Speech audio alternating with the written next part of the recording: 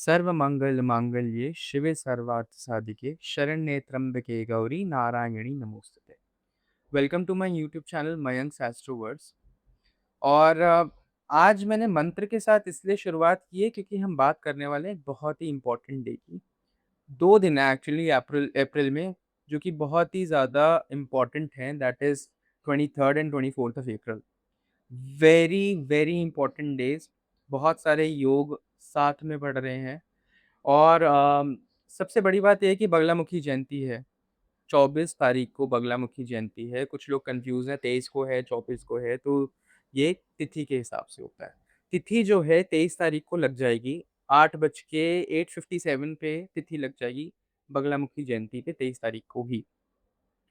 और ये एंड हो रही है अगले दिन 24 तारीख को अराउंड 7 बजे, सवा 7 बजे बगलामुखी जयंती 7:21 के आसपास ये एंड हो जाएगी। तो यानी कि स्टार्ट हो रही है 8:57 से और 7:21 पे अगले दिन 24 तारीख को बगलामुखी जयंती एंड हो जाएगी।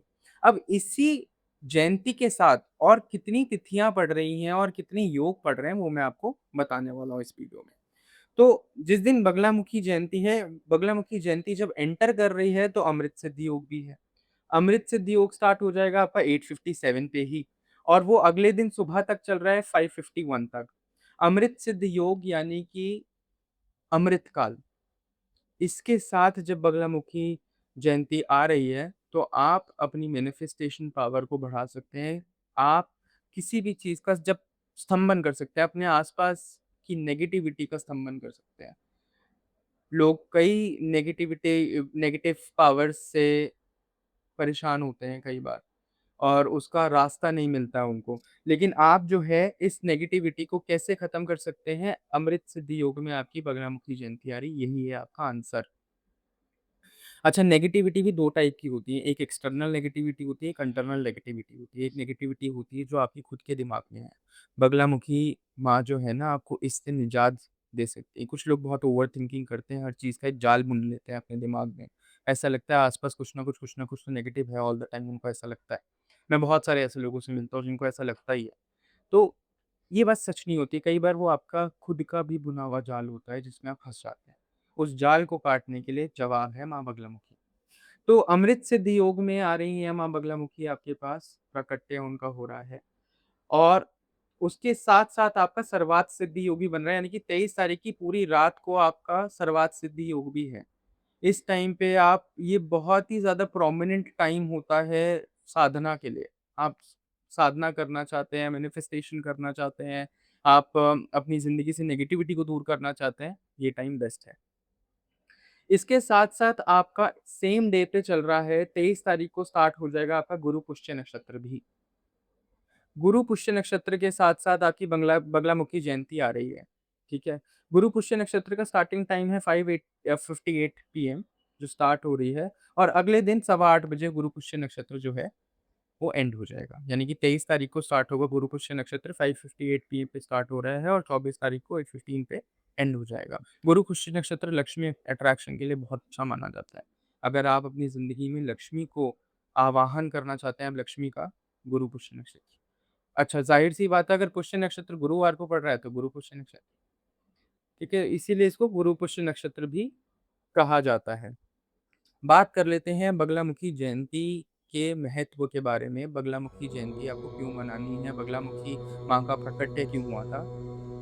भगवान विष्णु ने जब जगदम्बा की आराधना करी, जब माँ के स्वरूप की आराधना करी जो कि थी त्रिपुर सुंदरी की, जब भगवान विष्णु ने आराधना करी धरती पे प्रलय को रोकने के लिए, जब वो आराधना की गई, तब प्रकट्य हुआ माँ बगलामुखी का। माँ बगलामुखी को पसंद क्या-क्या चीज़ें हैं? पीली चीज़ें बहुत पसंद हैं, ठीक है? पीली चीज़ें जैसे कि पीले फूल, पीले वस्त्र, पीली मिठाइयाँ, इन सब चीज़ों को आप माँ बगलामुखी को भोग लगाएँ। जब आप माँ बगलामुखी के आगे घी का दीपक जलाएँ, तो उसके अंदर आप थोड़ा-सा केसर डाल लें और साथ में आप डाल लें थोड़ी-सी हल्दी और फिर आप माँ बगलामुखी के मंत्रों का जाप करें, माँ बगलामुखी की आराधना करें। क्योंकि माँ को पीली चीज़ें पसंद है, इसलिए माँ को पीताम्बरी भी कहा जाता है। माँ बगलामुखी को पीताम्बरी के नाम से भी जाना जाता है। अब आप देख रहे हैं कि इस टाइम जो टाइम मैं आपको बता रहा हूँ कि इस टाइम पे इतने सारे योग बन रहे हैं, तो ये 2 दिन आपके लिए बहुत इम्पोर्टेंट हो जाते हैं कि आप अपनी प्रोटेक्शन से रिलेटेड रेमेडीज़ करें, जो रेमेडी मैं आपको इस वीडियो में भी देने वाला हूँ। कि आपको अपनी मंदिर में, अपने पूजा स्थान पे जब आप बैठे हों और माँ बगलामुखी की आराधना कर रहे हों, तब आप अपने सामने एक पीला कपड़ा रख लें। उस पीले कपड़े में आप 7 हल्दी की गाँठ और 8 लौंग रख लें और एक पीला धागा रख लें। जब वो पीला धागा आप अपने सामने रखेंगे, तो उस धागे को रखने से पहले उसमें 8 नॉट लगा दें, यानी कि 8 गाँठें मार दें और हर गाँठ पे आप जाप करें ओम ह्लीम। कोई बहुत बड़ा मंत्र नहीं है। ओम ह्लीम मंत्र का उच्चारण करें और उस धागे पे गाँठ बाँध करके अपने सामने रखें। फिर आप एक पूरी माला 108 की जाप करें, रुद्राक्ष की माला पे जाप कर लें और वो जाप करें ओम ह्लीम, ओम ह्लीम, ओम ह्लीम। इससे बड़ा कोई मंत्र नहीं है। ये बिगिनर्स के लिए है, जो साधक हैं, जो ऑलरेडी साधना के पहले या दूसरे चरण पे पहुँच चुके हैं, उनके लिए एक मंत्र और है जो मेरी डिस्क्रिप्शन में आपको इसी वीडियो की डिस्क्रिप्शन में मिल जाएगा। लेकिन वो सिर्फ़ साधकों के लिए है, जो पहला और दूसरा चरण पार कर चुके हैं या पहले या दूसरे चरण पर हैं। वो ही उस मंत्र का उच्चारण करें, जो बिगिनर्स हैं वो सिर्फ़ ओम ह्रीम का ही पाठ करें। वो उनके लिए बहुत है। आप लोगों को मेरी प्रीवियस वीडियोज़ में भी पता चला होगा कि किसी भी साधना को या किसी भी पूजा को रिकमेंड करने से पहले मैं गणपति आराधना बताता हूँ। गणेश मुद्रा लगा कर के आप पहले गणेश जी की आराधना करें, जो कि मेरी आपको एक गणपति मुद्रा की वीडियो मैंने बना रखी है, आप उसमें जा कर के देखेंगे, तो आपको पता लग जाएगा कि उस वीडियो में जाकर आप गणेश जी की मुद्रा लगाएँ और उसके बाद गणपति जी का गणपति जी का आवाहन करने के बाद, उनकी साधना आवाहन करने के बाद, फिर ही आप इस उपाय को स्टार्ट करें और उसके बाद फिर अपना माँ बगलामुखी की आराधना में बैठें। 2-3 चीज़ें इसके अंदर और हैं कि कुछ लोग बहुत सारे कोर्ट केसेस में फँस जाते हैं या फिर जो लॉयर्स हैं या फिर कोई भी ऐसा काम जिसके अंदर बहुत ज़्यादा टसल है, ठीक है? बहुत ज़्यादा टारगेट्स हैं, 24 घंटे बस ऑन द स्पॉट रहना पड़ता है। उस सिचुएशन में आप बगलामुखी माँ की आराधना ज़रूर करें, आपके लिए अच्छा रहेगा। माँ बगलामुखी आपको विजय दिलाने के लिए, किसी भी चीज़ का स्तंभन करके आपको आगे बढ़ाने के लिए माँ बगलामुखी की आराधना की जाती है।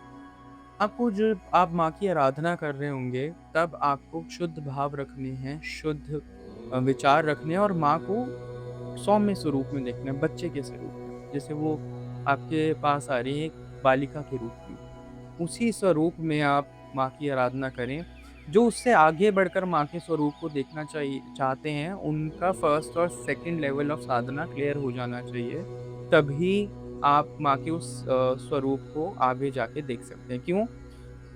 क्योंकि जब आप माँ की साधना स्टार्ट करते हैं या किसी भी ऐसी शक्ति की साधना स्टार्ट करते हैं जो बहुत ही पावरफुल है, वो आपके साथ कुछ ठिठोलियाँ करती हैं। यानी कि बार-बार घर के सामान, चीज़ें खराब होने लगेंगी, या आपकी तबीयत खराब हो सकती है, या आपको ऐसा लग सकता है कि मैं तो पूजा कर रहा हूँ, मुझे इतना नेगेटिव क्यों फ़ील हो रहा है।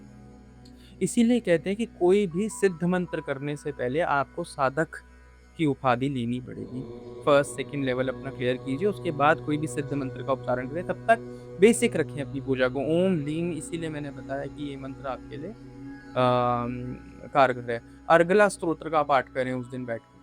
घी का दीपक जलाकर अर्गला स्तोत्र का पाठ करें, दुर्गा कवच का पाठ करें और ओम ह्लीम का पाठ करें।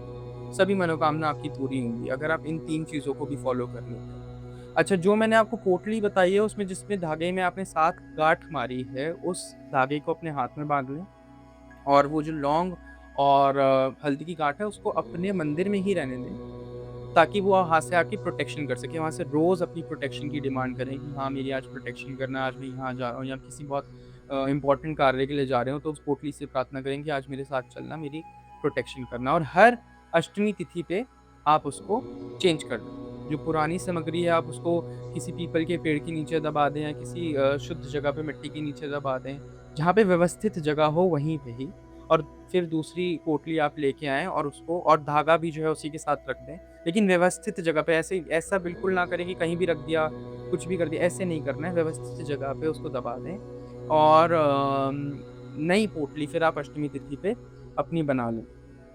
माँ बगलामुखी की आराधना सौम्य स्वरूप से ही करें, उस बात का ध्यान रखें। और सच्चे मन से करें। सच्चे मन से माँ से प्रार्थना करें कि वो आपके जीवन में आके आपके सारे ऑब्स्टिकल्स को हटाएँ और अगर आपको लगता है कि आपकी ज़िंदगी में बहुत ज़्यादा कलह हो रहा है, तो उसका वो स्तंभ है। आज के लिए इतना ही, मिलते हैं अपनी नेक्स्ट वीडियो में।